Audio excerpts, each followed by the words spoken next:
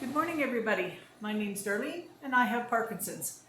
Today is Make It Monday, and we're going to do Salisbury steak. This is the easiest recipe for Salisbury steak you're ever going to see.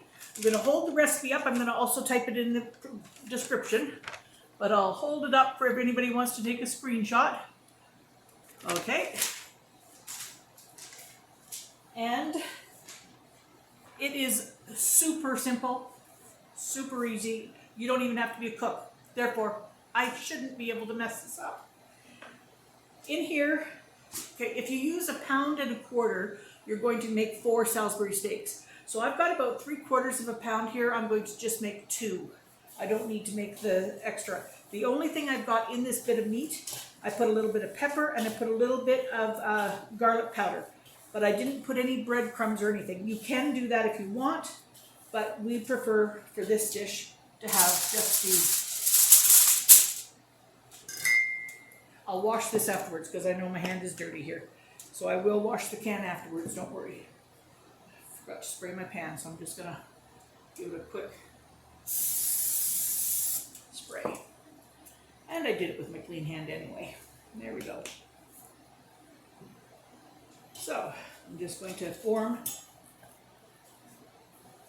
2 patties. Oh, well, look what I did. Threw that all over the place. See? It doesn't matter how much I try to be neat. I don't. Okay, so there's 1.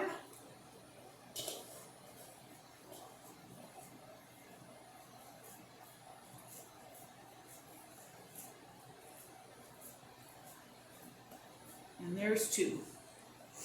Okay. You're going to be blank for 1 second because I'm just going to go wash my hands.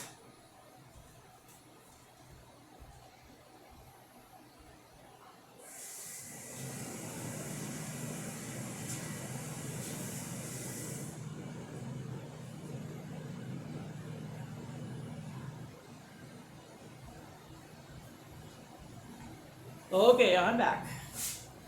Now, in this bowl, I have some mushrooms and some onions. So there's not a real amount of them, just whatever you feel like.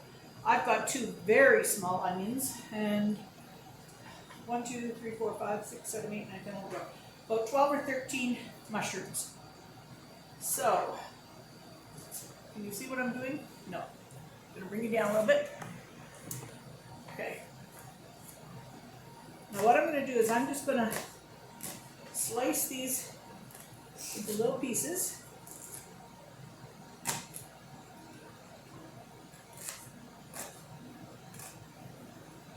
My hands aren't working very good here. I don't want to cut myself, so let's be careful.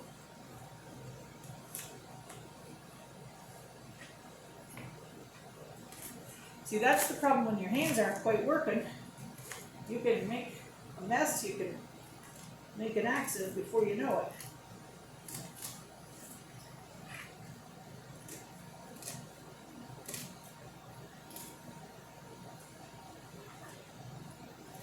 All right, there's my onions chopped. I'm just going to sprinkle them on top.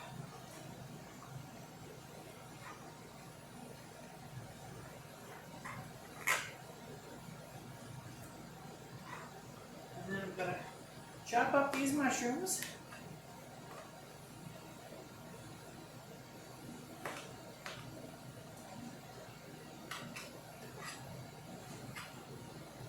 Now there's not much to it, as you see. You make a couple of patties.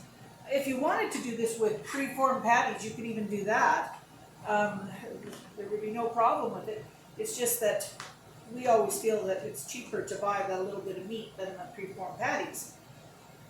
So, and I don't want to make a very big amount of it, so therefore I'm just going to do the 2. And we'll serve this, of course, with potatoes and maybe corn or something.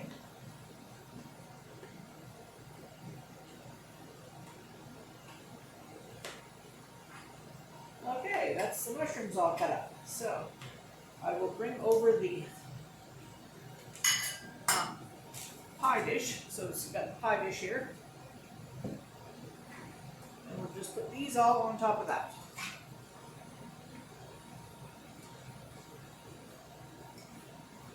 See, I didn't cook the meat ahead of time or anything. This is just the raw meat that's in there. Okay, now I'm going to take a bowl. I'm going to empty in 1 package of onion soup mix, 1 package of brown gravy mix,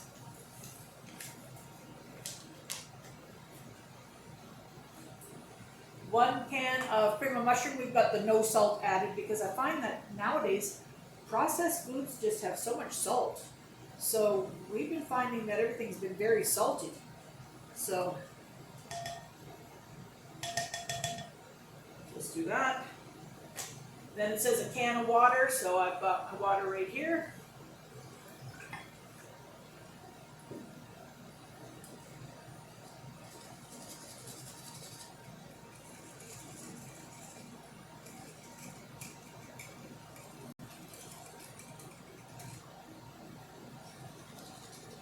All right, I'm going to get this mixed up.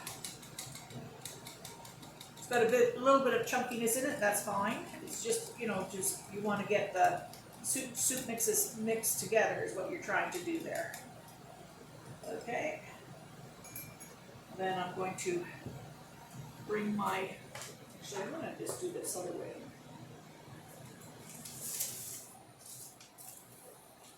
I'm going to bring this tray over. When I put it in the oven, I like to have it on another baking sheet just in case it bubbles over. So this is a baking sheet. I just put a sheet of parchment underneath it. Now I'm going to take this soup mix and we're just going to pour that over the top. You could not get easier.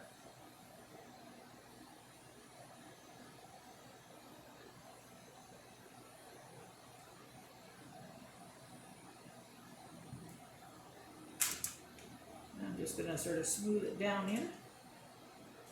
Once it starts cooking, that'll all get loose and will very easily go in. I'm going to put the foil on fairly tight.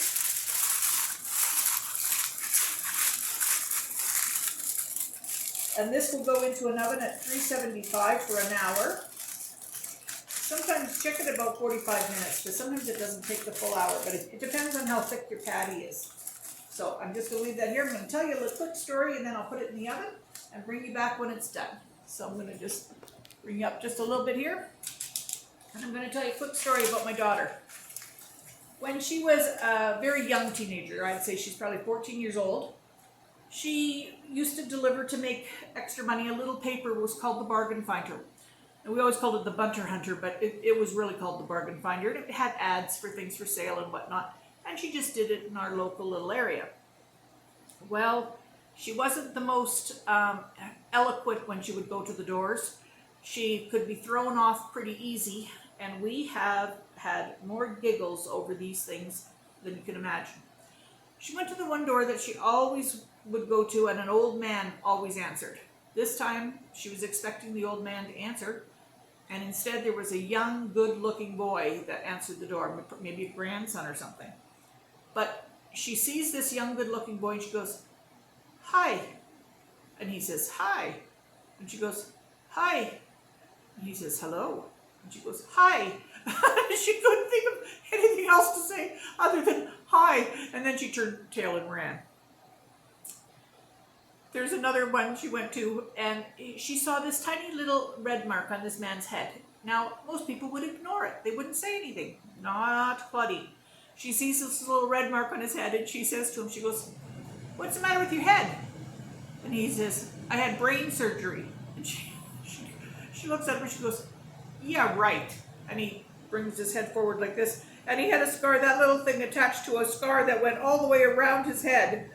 Well, she didn't know what to say at that point either.